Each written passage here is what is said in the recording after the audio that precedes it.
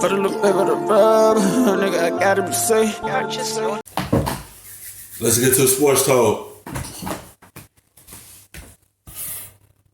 If you're the Astros, because I'm sure A.J. Hinch, who has had to deal with a lot of this publicly, is very frustrated. You've got a team that's down right now. How do they go about from here on out, if they can, trying to finally do the right thing and maybe salvage some of this?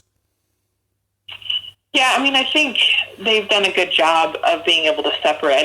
I don't believe that, obviously any of the games or anything that's happened on the field, just because I feel like even though the players, I'm sure, are frustrated, this is surrounding everything, I think they're able to go out there. I do believe I think A.J. Hinch is the one that's in the middle of the storm because he...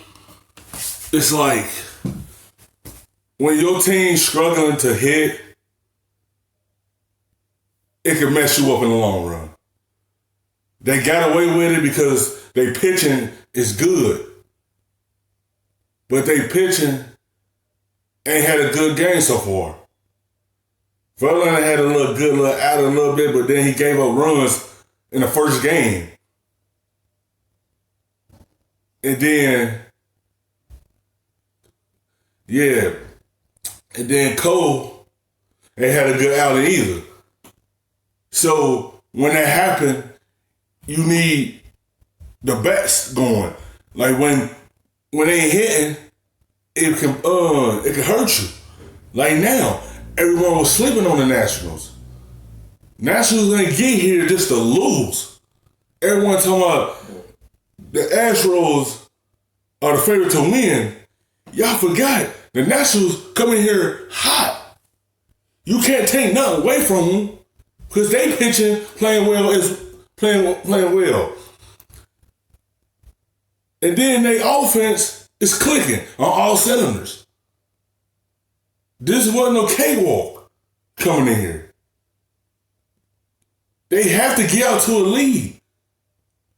They bats had to get going, or they're going to be looking at 3-0. And it's going to be over from there.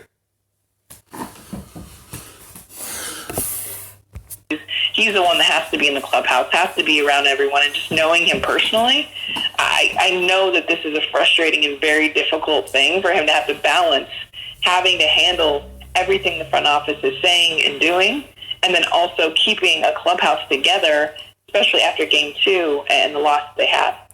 Jess, you've been around baseball for a long time. Has much of this surprised you? Because we've heard from Jeff Passan and others that this has, quietly been the reputation of this organization for a while. Has that been your experience or your understanding?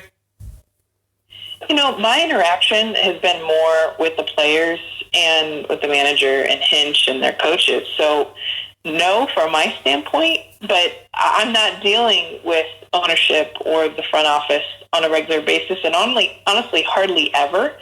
So my experience has been nothing but awesome. I mean, their team, their players, their manager, everyone is, top notch, have handled things in such a great way that that's what I guess is frustrating for me, because the Astros organization and what they represent, at least from my point of view from the media, has been nothing but the best. Talking to Jessica Mendoza, our baseball analyst, and A.J. Hinch is the only one that sounded like a reasonable adult when he talked about the situation. Trice, and oh, by the way, he now has to manage his team that is down 0-2 and with Game 3 tonight in Washington. So on the field, what do you need to see early from the Astros, whether pitching-wise or offense-wise, to let them know that they're back in this from a game standpoint and from the mental side of it as well?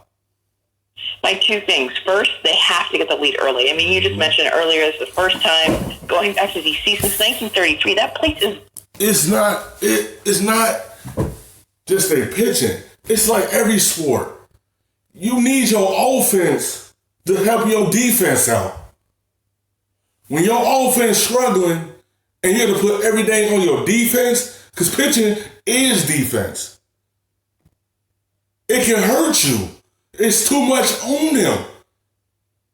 They have to keep trying to pitch to help them stay in the game. And when you can't do none of offense and your defense out there struggling because y'all not getting any runs to help them out. When your bats is struggling, it make your pitchers struggle because they know they ain't gonna get no support from the offense.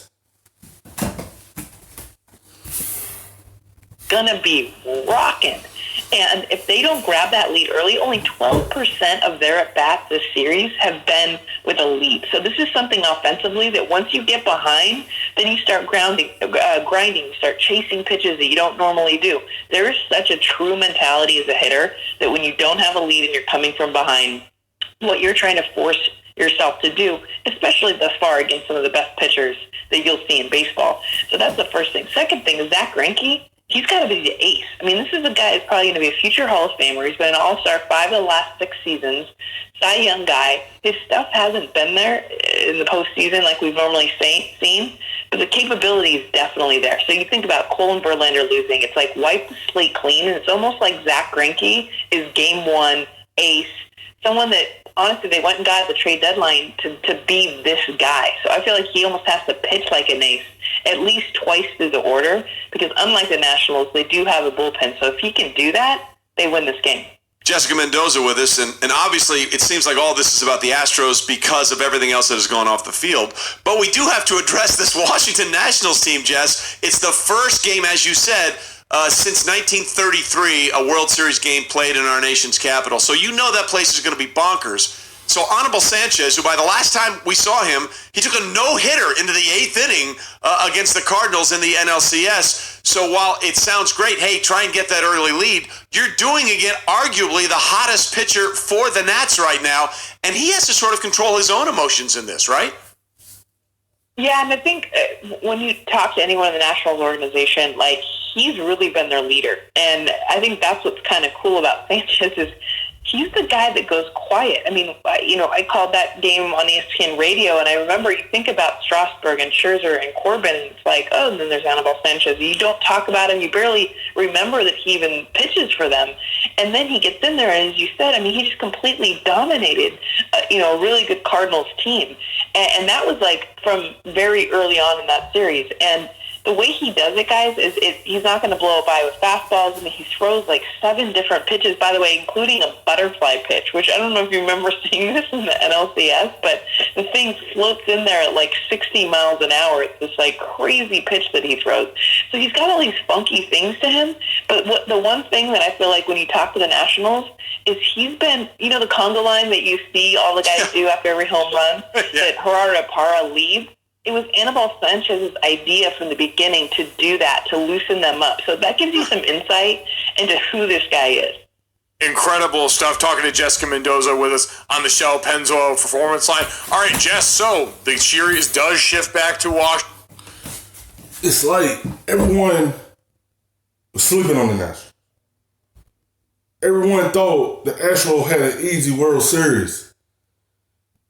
Washington Nationals been hot ever since they won in the wild card game. And people not giving their credit like they should, because they pitching playing well. And they bullpen is holding it down for them.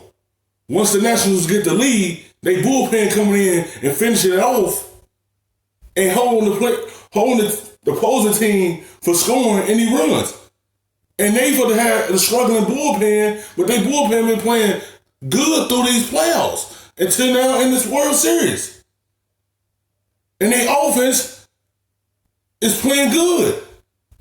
They put up the runs to get themselves a cushion when they have the lead. And they bullpen is holding it down for them. Washington, the Astros desperately need a win. Do you think they get it tonight? I don't know if they get it tonight. I do think they get one in DC. And I mean, the reason it's I feel like Greinke and Sanchez, it's more a wash because I do think this Astros team is prepared a lot more for Sanchez than they were for Scherzer and for Strasburg. And the reason I say that is this is a team that's incredibly patient. You've seen them grind out at bats. And the win that they did have against Game 1 and Game 2, even though they lost the game, was the fact that they got both Scherzer and Strasburg into 114, 117 pitches. And for Sanchez, I believe that his game plan is to get guys to chase. And this Astros team, they just don't strike out very often. And this is a team that I think can really grind him out and get to the bullpen. And that's really where the Nationals get beat, is once they get into that bullpen, if they can get into it early. Jess, as always, we appreciate the time. We'll see what happens tonight. I can't wait to see that game. And again, you can hear that game tonight on ESPN Radio. Game 3 of the World Series, first one there since 1933. Thanks, Jess. Thanks, guys. By the way, make sure you wake up every day, Monday through Friday, with the daily podcast hosted by me. The Astros bats just have to get going to help the pitchers out. It's just like every other sport. Your defense need help also. They have to score runs to help them out. Once your pitchers see you putting up the runs, that's going to gain their confidence and throw their best stuff. But when they see you struggling, they will struggle with you. Times, the most interesting stories at ESPN is told by the reporters and the top insiders on the planet. And today's is all about the Washington Nationals as they get set for this game and have a chance to win a baseball championship in D.C. for the first time since 1924. But how did the Nats get here, especially considering how they slumped out of the gate? We're so glad you're watching ESPN on YouTube. For more sports and analysis, download the ESPN app.